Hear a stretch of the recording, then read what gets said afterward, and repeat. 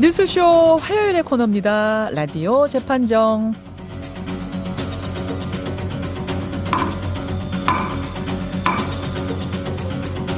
우리 사회에 논란이 되고 있는 이슈나 인물을 저희가 스튜디오 재판정 위에 올려놓으면요, 여러분들 양측의 변론을 들으시면서 배심원 자격으로 판결을 내려주시는 코너죠. 오늘도 두 분의 변호인 모셨습니다. 백성문 변호사님 어서 오십시오. 네, 안녕하세요. 백성문 변호사입니다. 조수진 변호사님도 어서 오십시오. 네, 안녕하세요. 조수진입니다. 아니, 주제 들어가기 전에 저는요, 재판정에서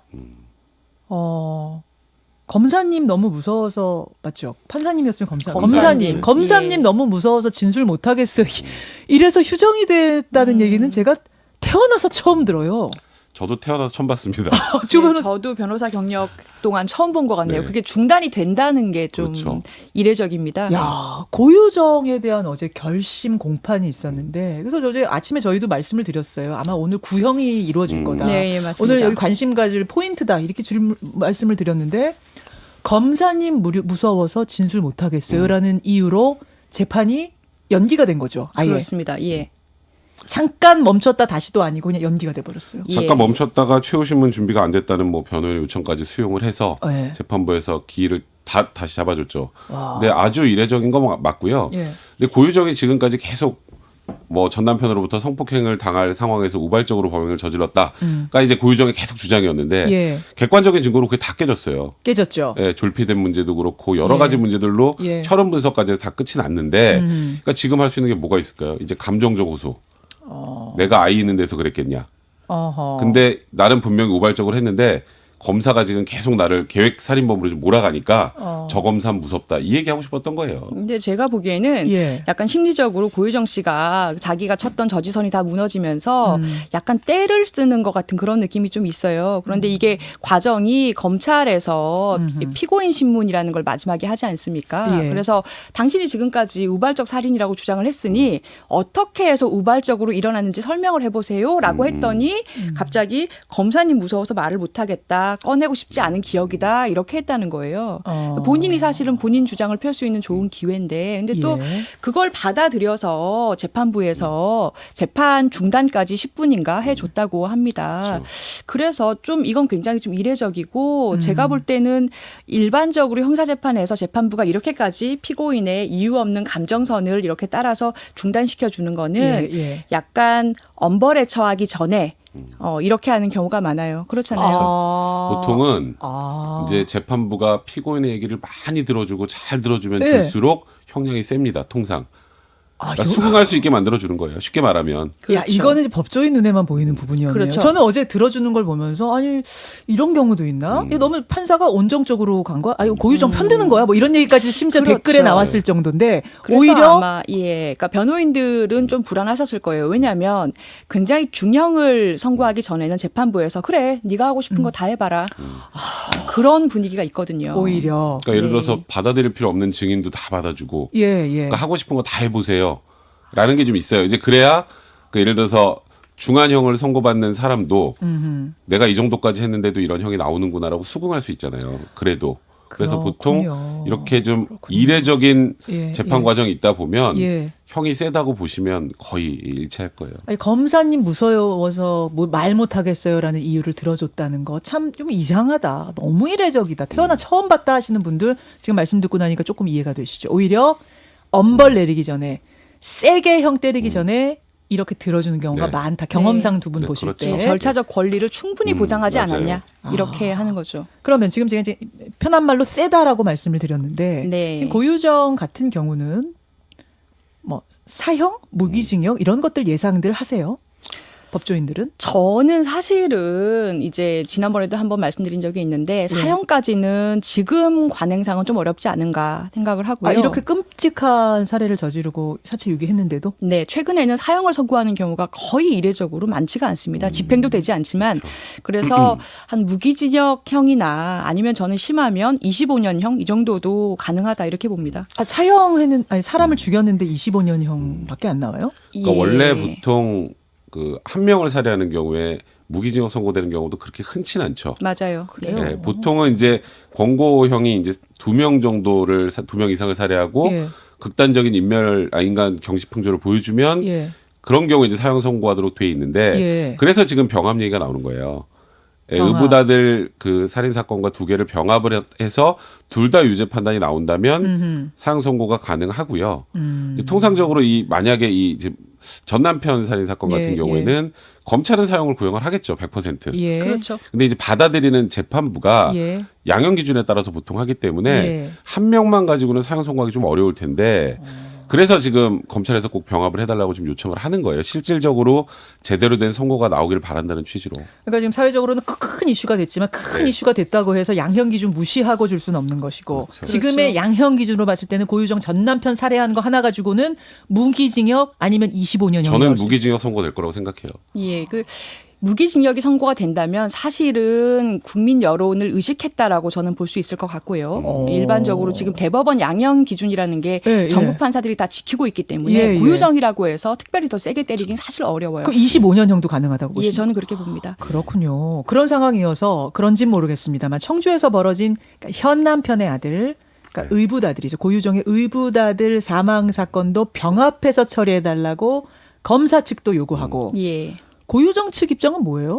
고유정 측 입장이 좀 특이한 게 예. 제가 이쪽 그 병합을 해달라는 입장이래요. 근데 제가 이쪽 고유정도? 변호인이면 예. 저는 최대한 쪼개기 전략을 쓸 것 같아요. 그러니까 사건 별로 선고를 받아야 그나마 뭐 25년형, 20년형 이렇게 받아서 나중에 감형을 받고 할 텐데 이게 지금 의붓아들 5살짜리 의붓아들 예. 살인 사건하고 합치게 되면 사실은 2명에 대한 살인과 사체 훼손이 되기 때문에 예, 예. 사형 가능성이 높아집니다. 그런데도 변호인 측도 한 번에 선고를 왜 그러죠? 해달라고 병합 신청을 변호인 측도 했다고 하고요. 저는 오히려 그런 생각이 좀 들더라고요. 이게 뭐 전략적으로 생각을 한다면 예. 의붓아들 살인 사건과 관련해서는 고유정 측 변호인 입장 또 고유정 측 입장이 아마도 증거가 부족하다고 보고 있는 게 아닌가. 맞습니다. 아, 그래서 네, 오히려 이렇게 그러면 합쳐서 하는 게 병합하는 게 유리하다고 보는 오히려 이거 봐라 증거도 예, 제대로 갖추지 않은 상태에서 또 이렇게 무리하게 기소한 건 예, 아니냐 예. 이런 쪽의 주장을 펼 수가 있잖아요. 이해가 되네요. 그래서 자신감이 병합이 있을 그럴 때 거예요. 네. 병합 신청을 해요. 뭐냐면 둘 중에 하나는 무죄가 날 것 같다 이렇게 생각을 할 수가 있는 알겠습니다. 거죠. 현 남편 측 유족들은 병합하지 말아라. 빨리 신속하게 우리 거 끝내달라. 이렇게 네. 요구하고 있다는 거 알려드리면서 구형이 이제 나오면 또 한번 그때 얘기를 하도록 하죠. 10분밖에 안 남았어요. 네. 얼른 해야겠습니다. 오늘의 재판정 본주제로 가겠습니다. 오늘 재판정 본주제 짧고 굵게 토론해보죠. 주제부터 외치겠습니다. 수술실에 CCTV 설치 과연 득이냐 독이냐 이겁니다. 자, 일단 현행법은 뭐예요? 지금은 CCTV 설치가 의무화되어 있지 않죠. 그렇죠. 설치하고 싶으면 하는 거고 네, 안 그렇죠. 하면 안 하는 거고 우리 사무실에 CCTV 달든 말든 상관없듯이 맞습니다. 그런 거예요. 무슨 일이 계기가 돼서 이 얘기가 다시 불거진 겁니까? 네, 일단 2016년에 안면 윤곽 수술을 받던 중에 수술실에서 과다출혈로 사망하셨던 고 권대희 씨 사건이 있었는데요. 이 당시 보면 수술 집도하던 의사는 자리를 비우고 있었고 과다출혈이 발생했는데 간호조무사만 혼자 남아서 지혈을 했는데 예. 좀 끔찍하게도 너무 출혈이 많아서 대걸레질까지 해야 됐던 상황이었습니다. 아이고. 결국 권대희 씨는 다른 병원으로 옮겨졌지만 안타깝게도 49일 만에 사망을 했고요. 예, 예. 근데 이런 정황이 이제 수술실 CCTV가 없었다면 드러나지 못했겠죠. 그 당연히. 수술실은 있었군요. 네, 맞습니다. 그래서 이 청년의 이름을 따서 이른바 권대희법이라는 수술실 CCTV 설치 의무화법이 발의가 된 상태입니다.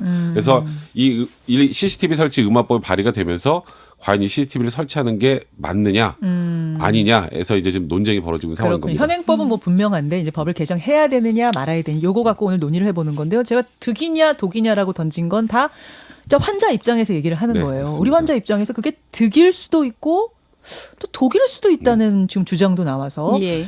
두 분 저희가 나눠드렸는데 어느 분이 득이라고 예, 저는 조 CCTV 변호사님. 설치를 해야 된다라는 입장입니다. 백 저는 변호사님은 CCTV 독이 될 수 설치가 있다. 독이 될 수 있다라는 입장입니다. 자, 여러분 잘 들으시고요. 의견 보내주십시오. 50원의 단문 100원의 장문 유료 문자 샵 1212 카톡 레인보우 유튜브까지 열어놓고 있겠습니다. 보내주세요. 우선 예, 조 찬성 변호사님. 입장을 먼저 말씀드리면 네. 지금 국회에 발의돼 있는 법안 내용을 보면 예. 득이 될 수밖에 없습니다. 뭐냐면 CCTV를 수술실 안에 설치를 하는데 그 환자가 동의할 때만 촬영을 하고요.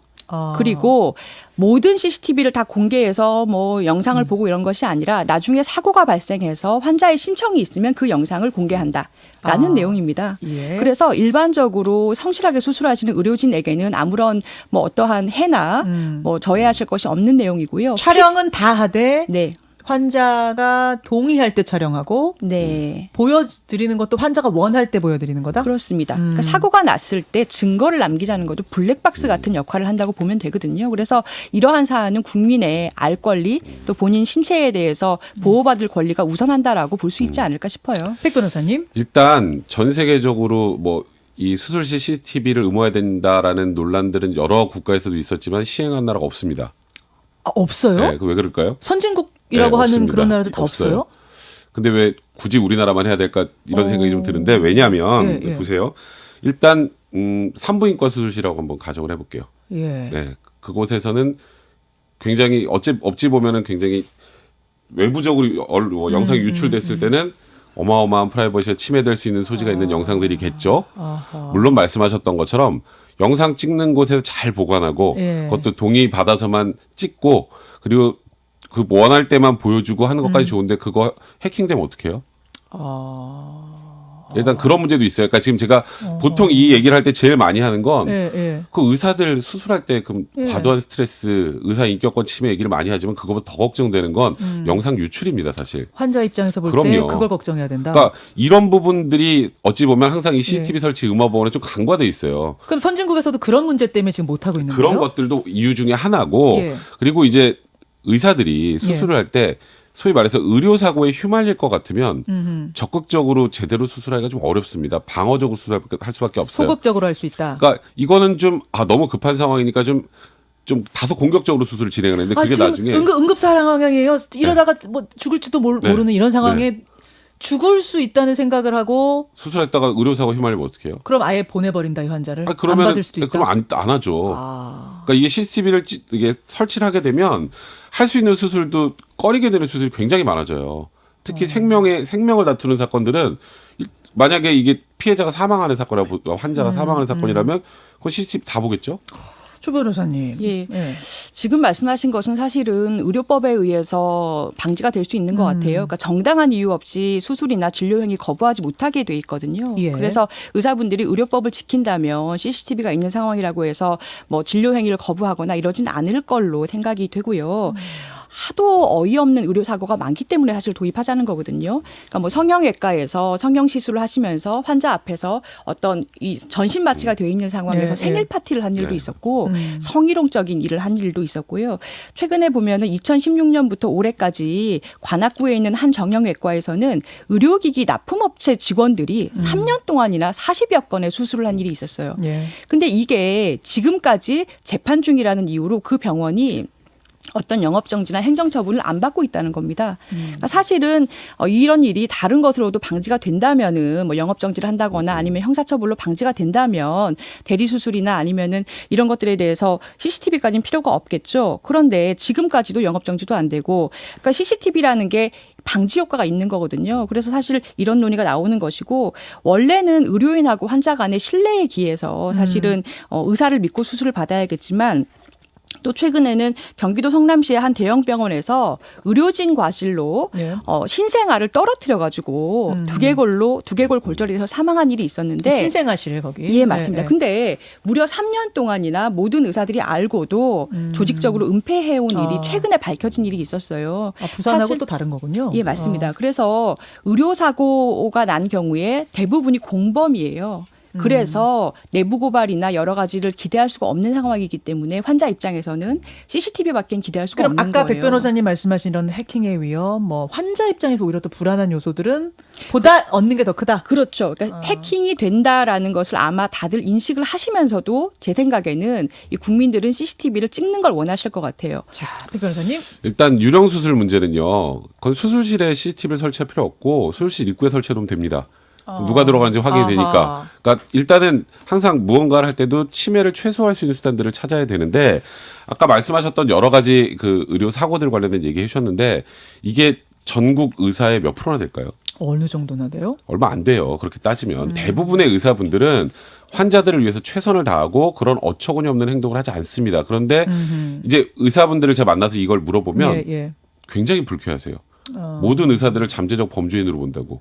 우리는 환자의 생명을 살리는 사람들인데 일단 수술을 할 때 제가 저기 일부러 뭔가 잘못할 수도 있으니까 저거 감시해 라는 것에 대한 일단 불쾌감도 굉장히 강하신 것 같고 그러면 아무래도 수술을 진행을 할 때 집중도가 떨어질 수밖에 없다는 얘기도 하시더라고요. 이거는 현직 의사들이 하는 얘기입니다. 이제 지금 조금 전에 그 조수진 변호사님 말씀하셨던 여러 가지 사건 사고들 국민들이 많이 알고 계시고 그런 거 나올 때마다 저희도 굉장히 불쾌하고 힘듭니다만 그런 부분들은 다른 방식으로 아까 뭐 사실 CCTV가 없어도 좀 지난한 과정이 좀 필요하겠지만 입증을 해서 처벌을 하기도 하고 손해배상을 하기도 하잖아요. 대신 뭐 처벌을 더 강화한다든지 이런 방법. 네, 그런 방법도 있는데 이거를 그냥 모든 의사의 수술을 전부 다 뭐 물론 동의만 할 때 촬영한다고 합니다만 촬영을 해서 볼 수 있게 만들어주는 것 자체가 의사들을 너무 범죄인 취급하는 것이고 그러다 보니까 의사의 인격권을 너무 지나치게 침해하는 거예요. 그래서 제가 아까 첫 모두에서도 말씀드렸던 것처럼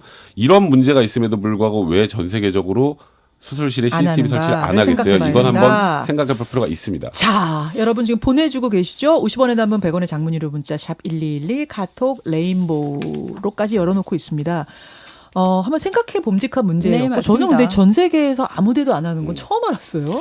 그런데 그 예. 미국의 여러 이게 주에서 마지막 최후 변론 20초씩. 예. 그러니까 미국의 여러 주에서는 이미 검토를 진지하게 하고 있다고 해요. 그리고 우리나라가 최초 도입 못할 이유가 없는 것이 워낙에 터무니없는 물론 대다수가 성실하게 진료하시지만 소수 의사분들의 터무니없는 행태가 국민의 신체나 이런 생명을 다루는 직역에서 도를 넘었다라고 지금 국민들 판단하고 계시는 것 같고요. 그래서 국민의 알 권리 차원에서 신체 보호 차원에서는 도입이 필요한 것 같습니다. 자, 이렇게 생각하시면 조변 보내주시면 되고요. 사실 아마 여론은 거의 CCTV 설치 찬성 쪽일 거예요. 그러니까 제가 오늘 이 반대쪽 입장을 말씀을 드린 건 왜 반대쪽에서 반대를 하고 있는지 정도는 청취자분들도 알고 계셔야 될 것 같아서 저 그렇게 얘기를 해봤습니다. 그렇죠. 뭐 다각도로 우리가 살펴보자는 의미로 이 재판정이 의미가 있는 겁니다. 반대 입장, 찬성 입장, 법의 이모저모까지. 자, 이렇게 결과는 나왔네요. 예상한 대로. 그럼요. 설치 찬성 76%, 설치 반대 24%로 설치가 그래도 득이 더 많지 않겠느냐 쪽에 손을 들어주셨습니다. 지금 의견 잠깐만 제 2개만 읽을게요. 시간이 될지 모르겠는데 35112 몇 해 전 비뇨기과에서 수술했는데요. 거기 CCTV가 달려 있었어요. 그걸 보고 깜짝 놀랐습니다. 남자임에도 전 수치스러웠기 때문에 CCTV 설치 반대한다 이런 분 계시고 반면에 무조건 해주세요. 의료사고 분쟁이 너무 많으니까요. 송인재님은 또 이런 문자. 오늘 두 분이 좀 다각도로 할 수 있는 기회 주셔서 감사드리고요. 오늘 고맙습니다. 네, 고맙습니다. 네, 감사합니다. 김현정의 뉴스쇼는 청취자 여러분의 참여로 이루어집니다. 트위터, 페이스북, 레인보우 게시판, 그리고 단문 50원, 장문 100원의 유료 문자 샵 1212, 우물정 1212 통해 참여하실 수 있습니다. 김현정의 뉴스쇼, 여러분과 함께 만듭니다.